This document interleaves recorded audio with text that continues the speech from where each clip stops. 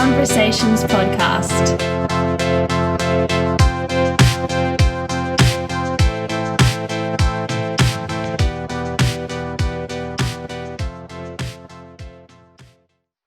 Hi, thanks for tuning in.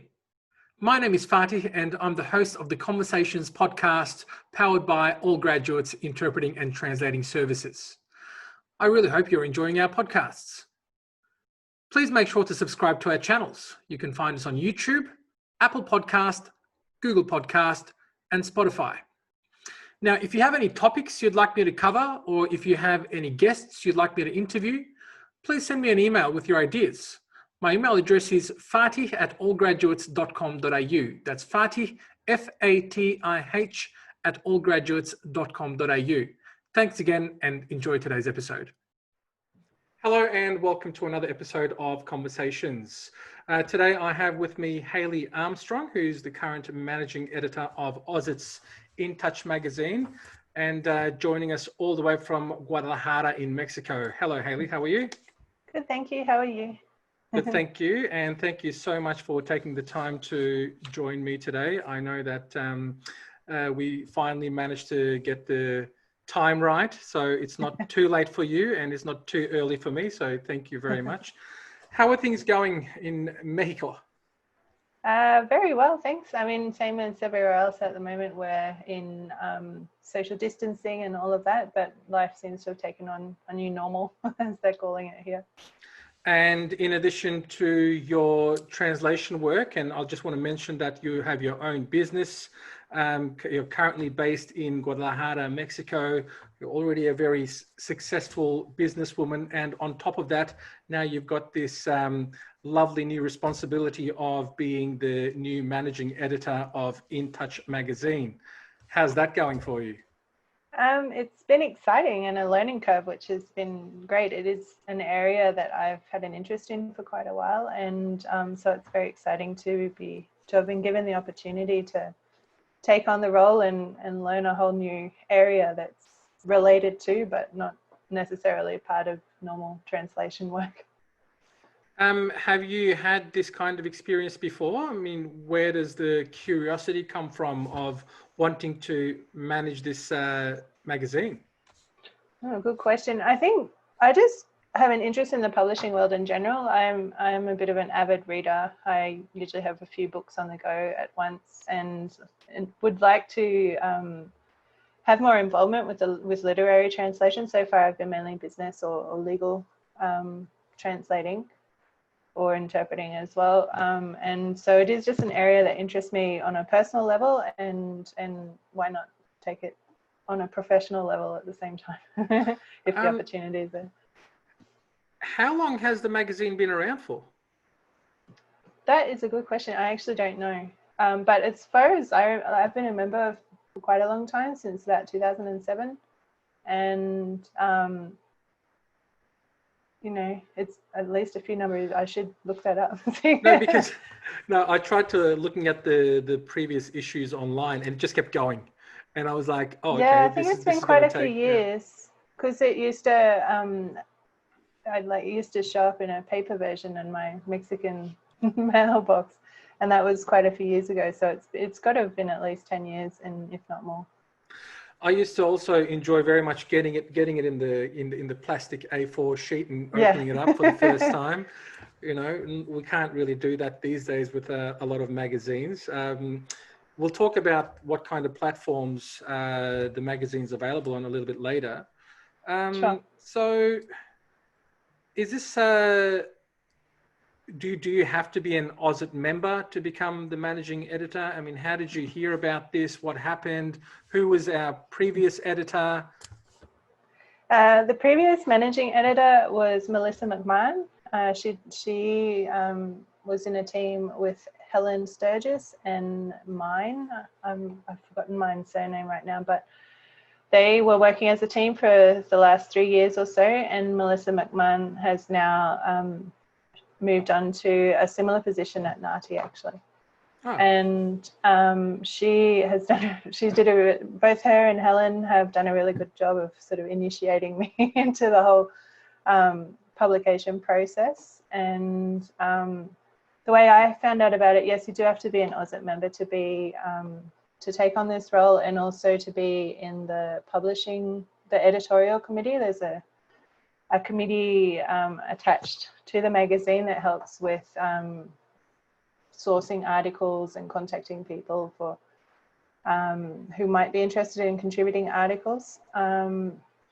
So they sent out an e-flash basically advertising the position that Melissa had, which is this role, the managing editor, and I applied. Very good. Congratulations. Thank you very much. Let's talk about the contributions. I mean, how do people contribute? What can anyone contribute? So yeah, anyone can contribute. You don't have to be an AUSIT member to write an article.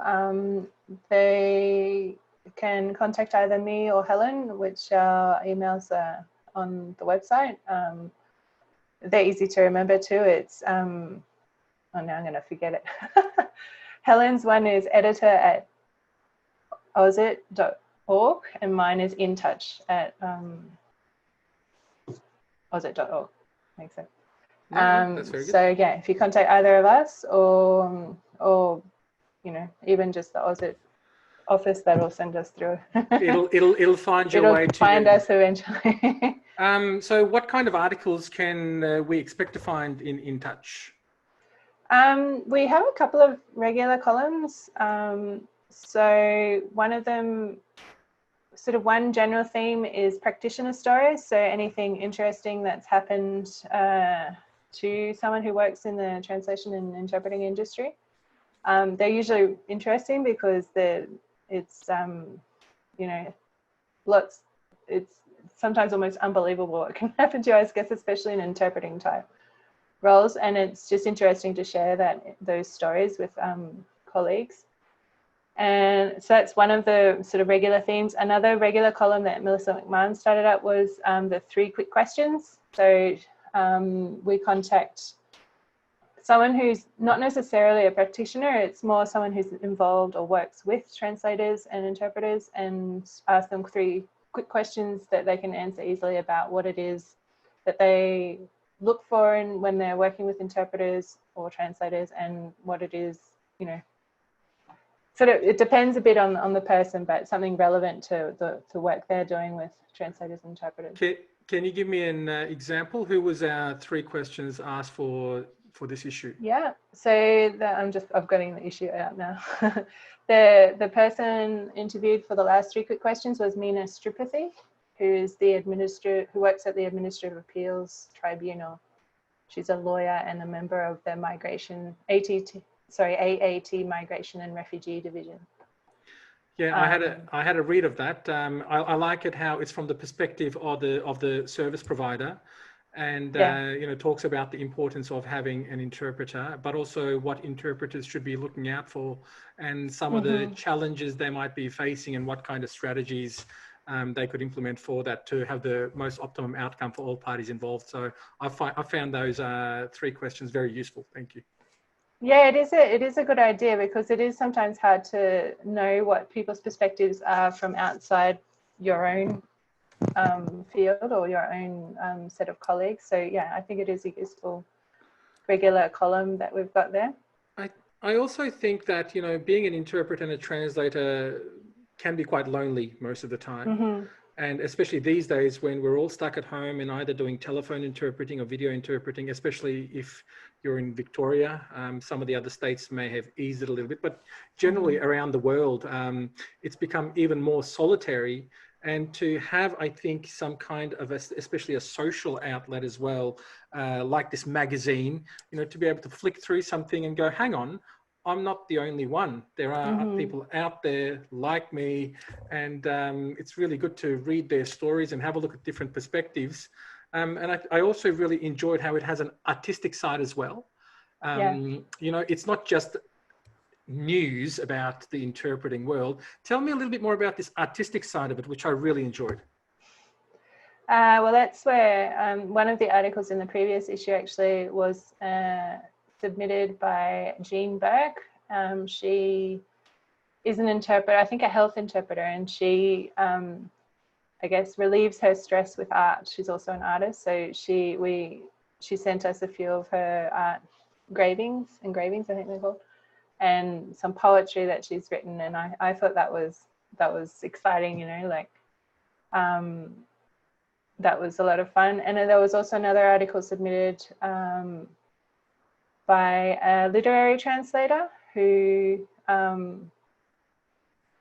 she basically described her story, how she got involved in literary translation and where it's taken her, and the journey involved, along with a couple of poems that she's translated from Polish. So it is a nice mix to sort of combine the news aspect or the industry news with practical tips on how to improve or professional development, along with, yeah, as you say, the more artistic side. Definitely. You know, I've seen some industrial or industry-focused magazines where the focus is just on the industry news, and you know, it doesn't really provide some you know, some kind of a literary side. But you know, especially because I was going to interview you, I went through this final issue in a more thorough way than I did with the previous issues, and I said, actually, this is a really good magazine. This is not just giving me information about our industry. It's not just, you know, ticking boxes to say, oh, I've gotten in touch with this person, with this person. This is actually a really, really good read. So thank you. Thank you and I'll everyone pass that involved. Oh, please, definitely. So look, I'm an AUSIT member and I get access to the latest issue straight away as soon as it's published, I guess. I mean, how does that work? Do you have to be an AUSIT member to read the magazine? So to read the latest issue, yeah, you do need to be an AUSIT member, and it's available through the AUSIT website. There's a few formats that you can read it in. The layout is tailored to a PDF version, but you can also read it on your tablet or your phone in a flipbook version, which Helen also, so Helen is the other editor, I should have said earlier too. There's two of us working, we're co-editors. And she is in charge of all of the layout and artistic side of the of setting it out. And so she adapts it as well to a platform called Issue, which is ISSW, like a vacuum. I just realized it sounded like W. Anyway, so there is an app you can download onto your device to make it easy to look at. But I think we will be possibly looking into other options too, to try and, because there are other platforms that are a bit more, what's the word, common, or people might already have it on their device. So look, we're not in the advertising business here, but let's just go and say it. I mean, there's Kindle Kobo that's widely used. I know that my wife is an avid user of Kobo, and she's got thousands of books on there, and like yourself, can read multiple books at the same time. I probably read a book every 5 years. I just usually watch. I can watch multiple movies at the same time. Trust me. Oh, there you go. I can't do that. So with the platform, currently you can access it on the AUSIT website, and also you're saying Issue, which is ISSUU. It's an app. ISSUU. Oh, ISSUU. ISSUU. Yeah.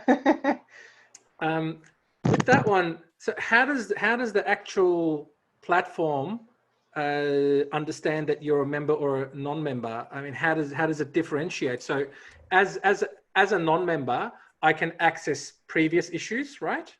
That's a good point, actually, on the Issue platform. You might have found a loophole. I'll have to investigate. Ladies and gentlemen, we might have free access to the latest issue here. Latest issue on Issue. I think, I don't know, I'll have to double check, because I think it might have asked for a sign-in or a password of some sort, but yeah, I will have to double check that now.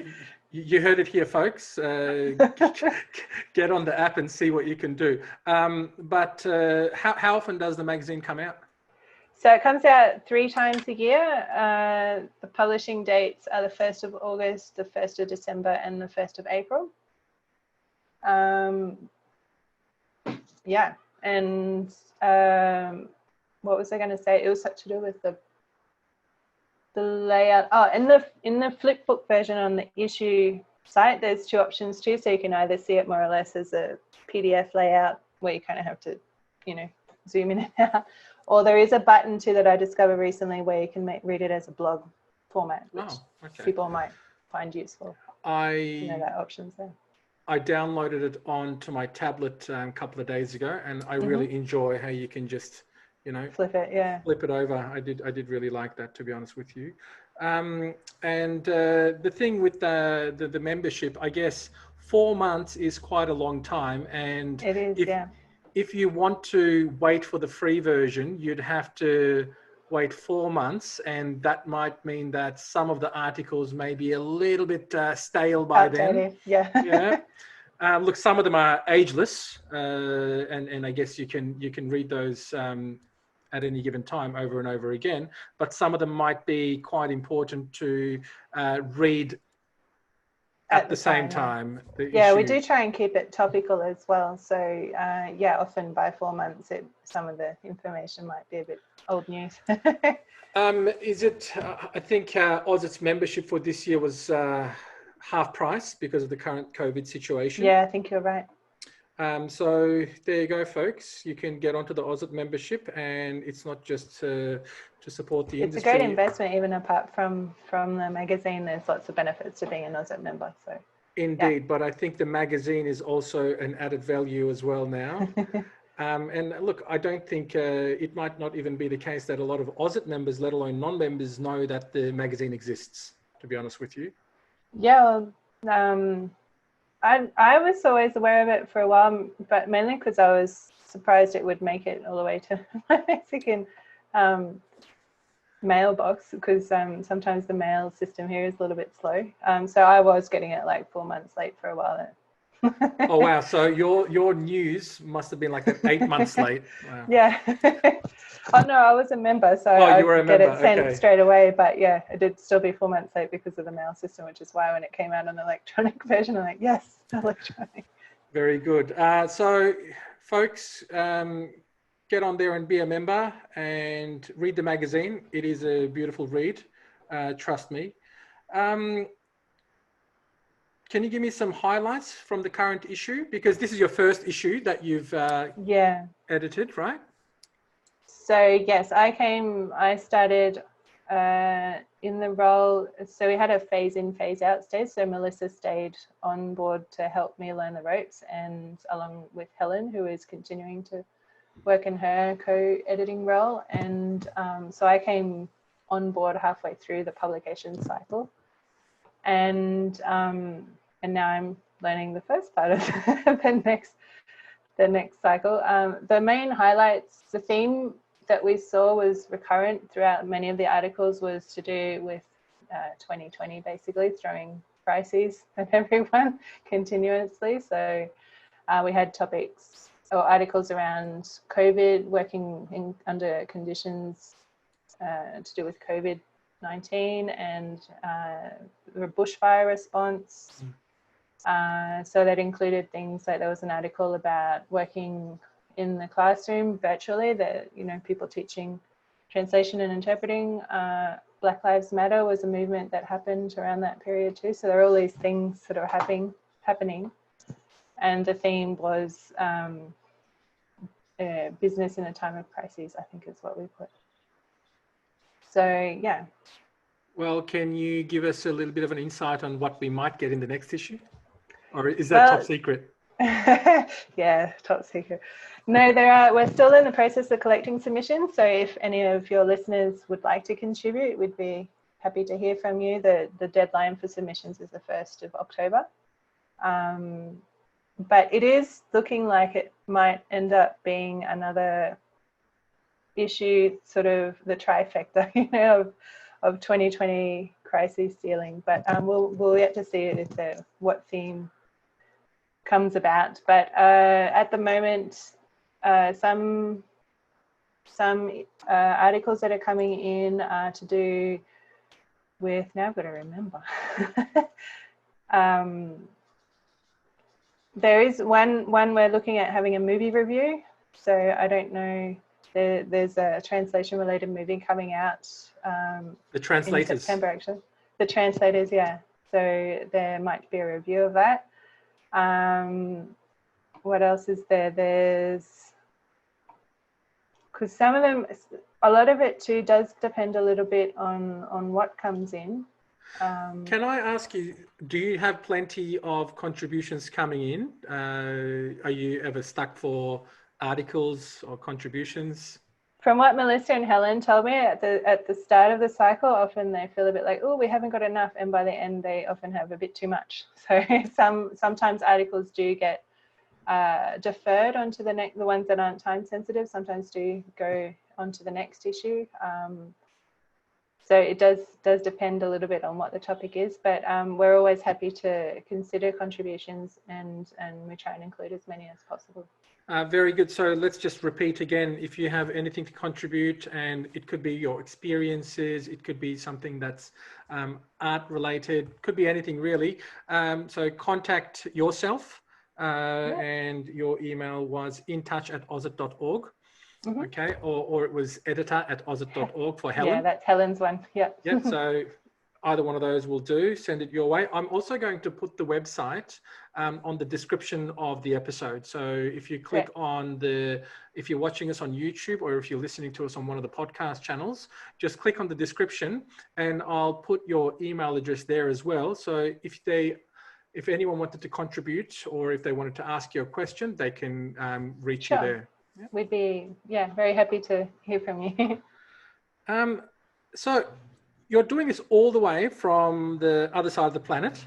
Mm-hmm. Okay, you're doing this from yesterday because yeah, I'm behind in time. You're in our yesterday. I'm a time traveler. Who says time travel doesn't exist? And I tell you, future in Victoria is quite bleak. Okay, so. The future is unfortunately not as bright and shiny as it may be usually. So all the way from Mexico, you're doing this. You're also running your own business, and I believe it's quite a busy business. And you've just become a parent as well. Oh, not that recently. She's 3.5. She's daughter, 3.5. So quite a handful running around. Yeah. She ensures I have forced downtime from work. It's park time, Mum. We have to go now. So, juggling all these responsibilities, how does it work for you? Are you able to? Because I'm sure you do a lot of work in Australia as well. That makes for a very, very long working day. Well, yeah, actually. In terms of translation, most of my clients have been either Mexican or US based. So until recently, until taking on this role, really, I wasn't so divided over time zones. And I have a co-working office that I recently started, like it actually opened right just before COVID started. So that was unfortunate timing for them. They had to shut down for a month or two, and now they've reopened. So yeah, I usually go there to work more efficiently and get done sooner so that I can play with my 3-year-old. But yeah, since taking on this role at the magazine, it has meant some nighttime work. So I'm still adapting to that a little bit, but life, I think, is always a bit of a juggling act anyway. And in terms of downtime too, although it's busy, I also lead, I lead a bit of a double life. I'm also a professional muso on the side. So I guess it's a good balance because, as you say, the translators and interpreters are often a bit isolated or working on their own a lot. And for me, the music work really does balance it out in terms of it's the total opposite end of the spectrum. It's performing and being involved with people. So, I mean, not so much at the moment with COVID, but yes. What kind of music? Well, being in Mexico, it's mariachi music, of course. I love it. I love it. I'm going to add a little bit of mariachi music to this podcast, I think.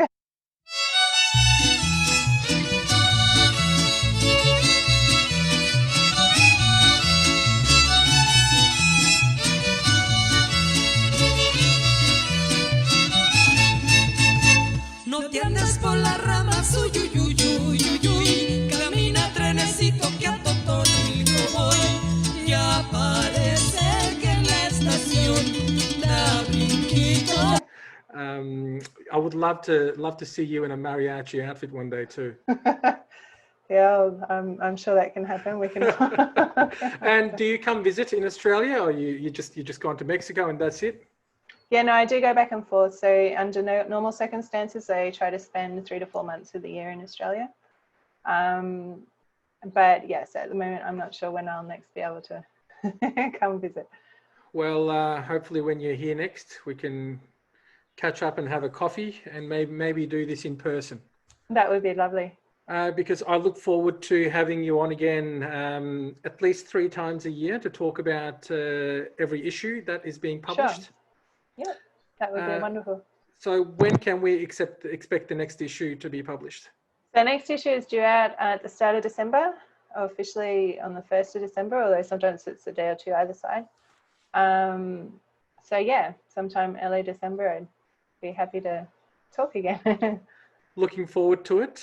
I will be one of your first readers, and hopefully it might be available on other platforms as well by then, if not in the near future. And I look forward to talking to you again. Thank you so much for your time, Hayley. Thanks very much for having me.